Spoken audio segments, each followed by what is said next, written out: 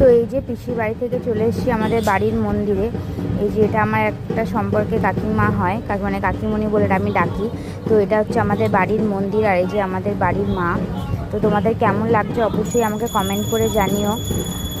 তো এই জাস্ট পুজোয় বসলো, এখন ঘড়িতে বাজে সন্ধে 6টা, সাড়ে 6টার মতো বাজে।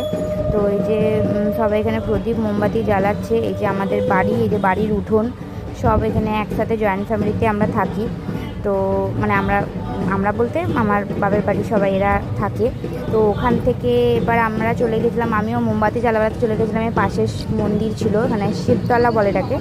তো দীপাবলির টাইমে সবাই এখানে শিবতলায় মোমবাতি প্রদীপ জ্বালাতে আসে, ওই জন্যে আমরাও সব জ্বালাতে এসেছিলাম। আমি, কাকিমণি, এদিকে জেঠিমা, সবাই মিলে আমরা জ্বালাতে এসেছিলাম।